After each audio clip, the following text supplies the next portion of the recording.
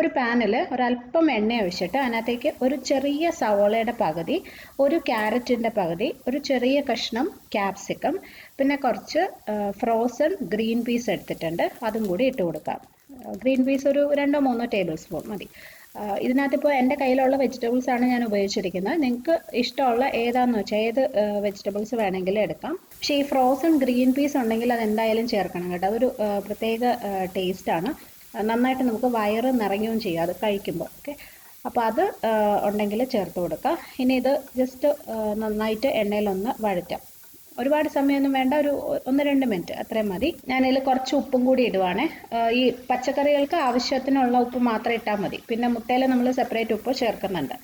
Okay, അപ്പോൾ ഇത് നന്നായിട്ട് മിക്സ് ചെയ്തിട്ട് ഒരു 2 മിനിറ്റ് നമുക്ക് ഏറ്റവും ചെറിയ തീയിൽ ഇത് അടച്ചു വെക്കുക. ഇതൊന്ന് വാടി വരണം. ഓക്കെ, അപ്പോൾ ഇത് 2 മിനിറ്റ് കഴിഞ്ഞു. ഇതെല്ലാം വെന്തിട്ടുണ്ട് കേട്ടോ. നമ്മൾ ഈ ക്യാരറ്റും ക്യാപ്സിക്കും ഒക്കെ വളരെ ചെറുതായിട്ടാണ് അരിഞ്ഞിരിക്കുന്നത്. പിന്നെ ഗ്രീൻ പീസ് ആയാലും ഫ്രോസൺ ഗ്രീൻ പീസ് ആയാലും പെട്ടെന്ന് വേവുന്ന സാധനമാണല്ലോ. അപ്പോൾ ഏറ്റവും ചെറിയ തീയിൽ ഒരു 2 മിനിറ്റ് വെക്കുമ്പോൾ തന്നെ അത് വാടിക്കിട്ടും. അത്രയും മതി.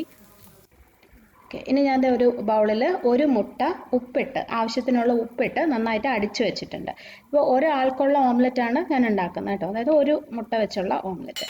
അപ്പോൾ ഇതിനകത്തിപ്പോൾ നമ്മൾ വഴറ്റിയൊക്കെ എടുത്തു കഴിഞ്ഞപ്പം എണ്ണ കുറവാണെന്ന് തോന്നുവാണെങ്കിൽ ഒരല്പം കൂടി ഒഴിച്ചു കൊടുക്കുക. ഒരുപാട് ഒഴിക്കരുത്. കണ്ടോ, അതായത് ഒരു 1/4 ടീസ്പൂൺ ഒന്ന് ഒഴിച്ചു കൊടുക്കുക. മുട്ട ഒഴിക്കുമ്പോൾ അതിന് ആവശ്യത്തിന്. എന്നിട്ട് ഇതിൻ്റെ മുകളിലേക്ക് തന്നെ ഈ മുട്ട ഇങ്ങനെ ഒഴിച്ചു കൊടുക്കുക. ഈ പച്ചക്കറികളുടെ മുകളിലോട്ട് തന്നെ അങ്ങ് ഒഴിച്ചാൽ മതി.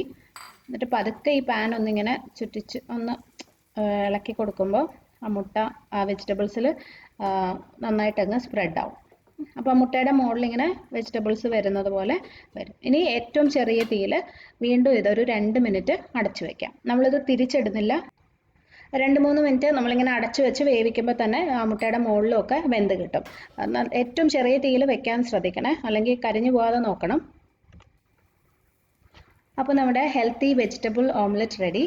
ഇതിനകത്ത് നിങ്ങൾക്ക് പച്ചമുളക് അരിഞ്ഞത് ചേർക്കാം. അതുപോലെ ഈ മുട്ട ഒഴിക്കുന്ന സമയത്ത് അതിൻ്റെ മുകളിൽ കുറച്ച് കുരുമുളക് പൊടി ഇട്ട് കൊടുത്താലും നല്ലതാണ് കേട്ടോ. അപ്പോൾ ഞാനിതിപ്പം എൻ്റെ മോനായിട്ട് ഉണ്ടാക്കിയതാണ്. അപ്പോൾ അതുകൊണ്ടാണ് ഈ പച്ചമുളകും കുരുമുളകും ഒക്കെ ഒഴിവാക്കിയത്.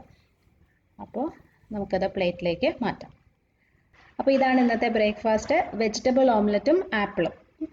ആപ്പിളിന് പകരം ഇഷ്ടമുള്ള ഏത് ഫ്രൂട്ട് വേണമെങ്കിലും എടുക്കാം കേട്ടോ.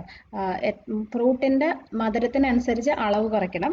അത് ഡയറ്റ് ചെയ്യുന്നവർക്കാണ്. കുട്ടികൾക്ക് കൊടുക്കുമ്പോൾ കുഴപ്പമില്ല, അവർക്ക് കുറച്ച് കൂടുതൽ കൊടുത്താലും കുഴപ്പമൊന്നുമില്ല. ഡയറ്റ് ചെയ്യുകയാണെങ്കിൽ ഒരു ആപ്പിളിൻ്റെ പകുതി മാത്രം എടുത്താൽ മതി. ഫ്രൂട്ടിന് എത്ര മധുരം ഉണ്ടോ മധുരം കൂടുന്നതിനനുസരിച്ച് അതിൻ്റെ അളവ് കുറയ്ക്കണം. ഓക്കെ, അപ്പോൾ വെറും 5 മിനിറ്റിൽ നമ്മുടെ ബ്രേക്ക്ഫാസ്റ്റ് റെഡി. പിന്നെ ഇത് ഇത്ര മാത്രം കഴിച്ചാൽ നമുക്ക് വയറ് നിറയുമെന്ന് തോന്നാം. നമ്മൾ ഇതിനകത്ത് ഒത്തിരി വെജിറ്റബിൾസ് ഒക്കെ ചേർത്തിട്ടുണ്ടല്ലോ. അതുപോലെ തന്നെ പ്രത്യേകിച്ച് ആ ഗ്രീൻ പീസ് അങ്ങനെ കഴിക്കുമ്പോൾ തന്നെ കുറച്ചധികം ചേർത്താൽ മതി. അപ്പം നല്ലതായിട്ട് നമുക്ക് വയറ് നിറയും. നല്ല ഫില്ലിംഗ് ആണ്. കുറേ നേരത്തേക്ക് വിശക്കത്തുമില്ല. മുട്ട കഴിച്ചു കഴിഞ്ഞാൽ അതാണ് ഒരു ഗുണം. കുറച്ച് ഇതുപോലെ വെജിറ്റബിൾസ് ഒക്കെ ചേർത്ത് കഴിഞ്ഞാൽ നമുക്ക് കുറച്ചധികം സമയം വിശക്കാതെ ഇരിക്കും. പിന്നെ നമ്മൾ എന്തെങ്കിലും ഒരു ഫ്രൂട്ടും കഴിക്കുന്നുണ്ടല്ലോ. അപ്പോൾ നല്ലതാണ്. നിങ്ങൾ ട്രൈ ചെയ്ത് നോക്കണം. ഈ വീഡിയോ ഇഷ്ടമായെങ്കിൽ ലൈക്ക് ചെയ്യാനും ഷെയർ ചെയ്യാനും കമൻറ്റ് ചെയ്യാനും മറക്കല്ലേ. അടുത്തൊരു നല്ല വീഡിയോ ആയിട്ട് വീണ്ടും കാണാം. By dear friends. Thank you for watching.